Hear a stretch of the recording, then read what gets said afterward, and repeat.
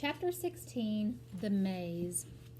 During the days that followed, our lives fell into a pattern, and the reason for our captivity gradually became clear.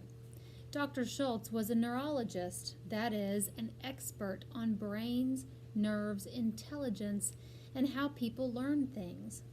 He hoped by experimenting on us to find out whether certain injections could help us to learn more and faster. The two younger people working with him, George and Julie, were graduate students in biology. "Watch always," he told them, "for signs of improvement, faster learning, quicker reaction in Group A as compared to Group B, and both as compared to the control group." My own training began on the day after the first injections. It was George who did it. I suppose Julie and Dr. Schultz were doing the same test on other rats. He took my cage from the shelf and carried it to another room, similar to the first one but with more equipment on it, and no shelves of cages. He placed the cage in a slot against a wall, slid open the end, opened a matching door in the wall, and I was free. Or so I thought. The small doorway in the wall led into a short corridor, which opened, or seemed to, directly onto a green lawn. I could see it clearly, and behind it some bushes, and behind them a street, all outdoors and nothing but air between me and them. Furthermore, I could smell the fresh outdoor breeze blowing in. Were they letting me go?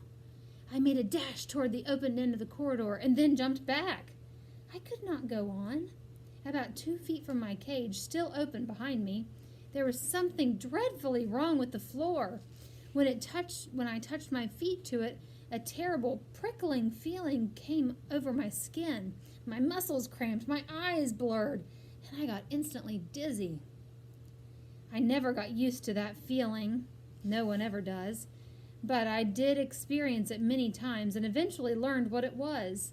Electric shock. It is not exactly a pain, but it is unbearable. Yet I was in a frenzy to reach that open lawn, to run for the bushes, to get away from the cage. I tried again and jumped back again. No use. Then I saw, leading to the left, another corridor. I had not noticed it at first because I had been looking so eagerly at the open end of the one I was in. The second one seemed to stop about 5 feet away in a blank wall. Yet there was light there. It must turn a corner. I ran down it, cautiously, not trusting the floor. At the end, it turned right, and there was the lawn again, another opening. I got closer that time, and then, just as I thought I was going to make it, another shock. I pulled back and saw that there was still another corridor leading to the right. Again I ran. Again I saw the open escape hole. And again I was stopped by shock. This was repeated over and over, yet each time I seemed to get a little closer to freedom. But when finally I reached it and the grass was only a step away, a wire wall snapped down in front of me. Another behind me, and the ceiling opened above me, and a gloved hand reached in and picked me up. A voice said, 4 minutes, 37 seconds. It was George.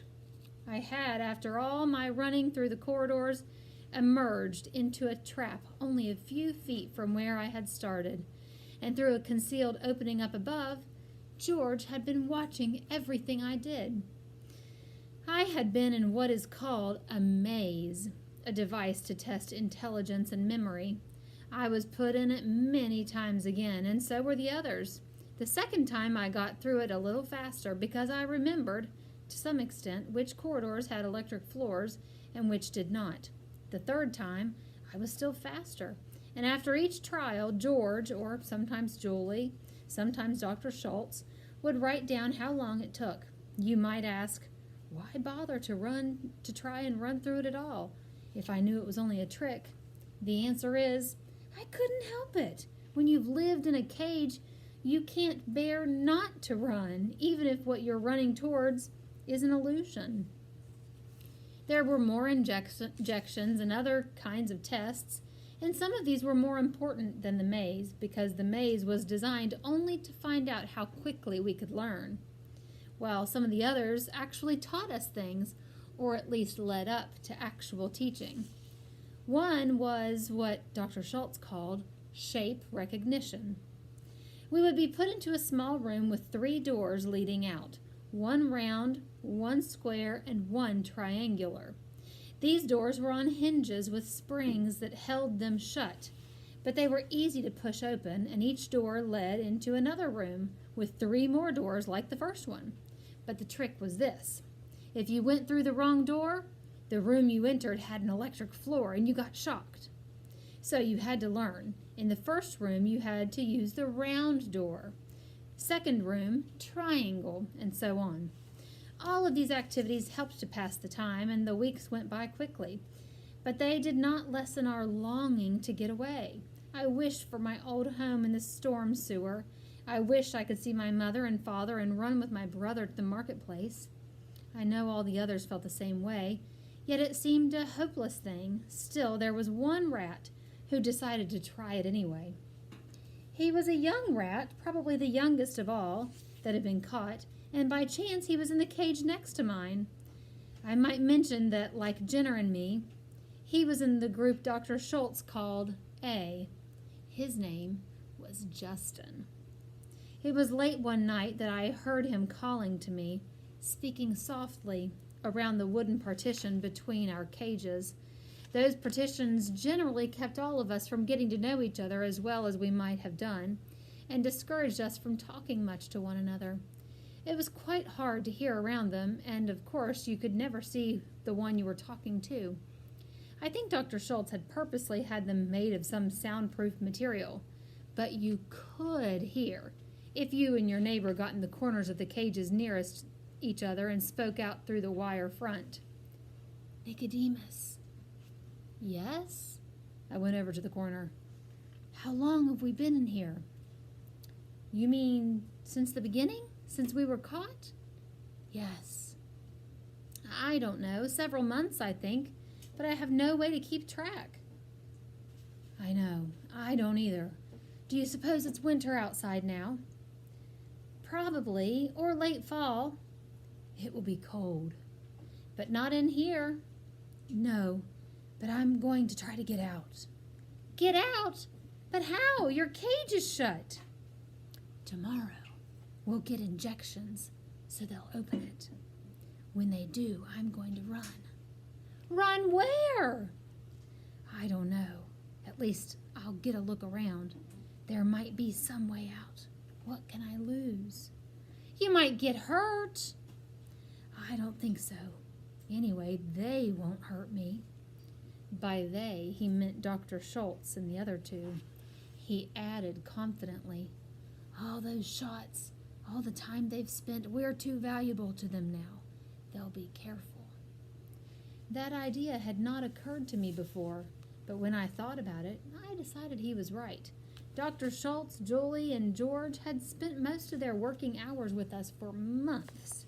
They could not afford to let any harm come to us. On the other hand, neither could they afford to allow any of us to escape. Justin made his attempt the next morning, and it did cause a certain amount of excitement, but not at all what we expected.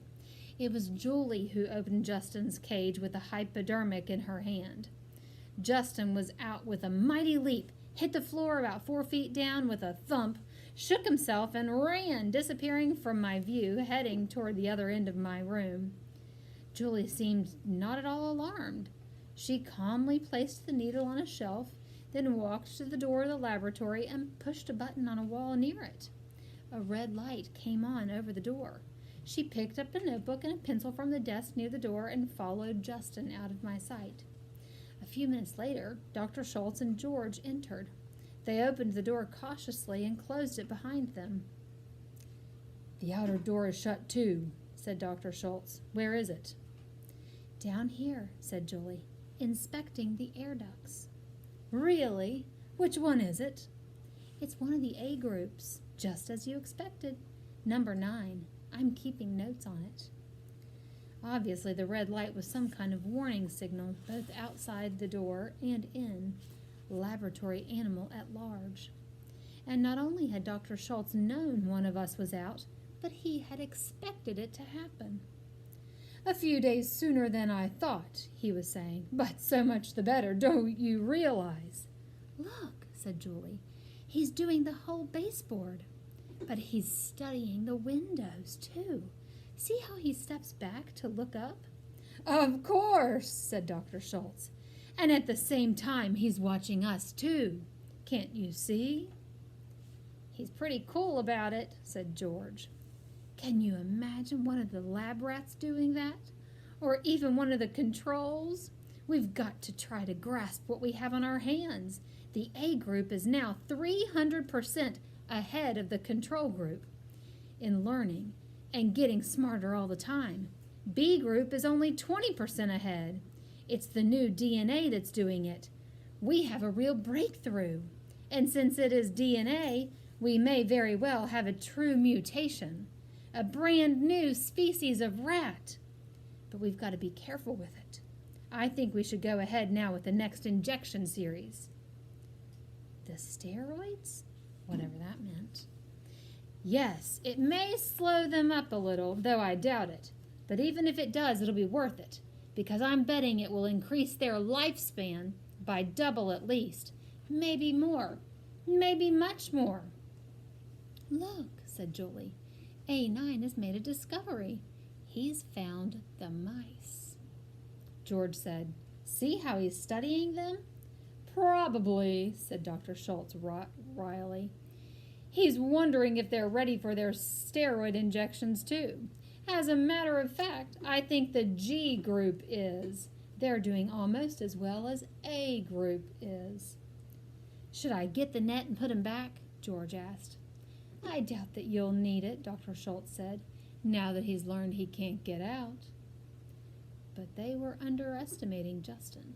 He had learned no such thing.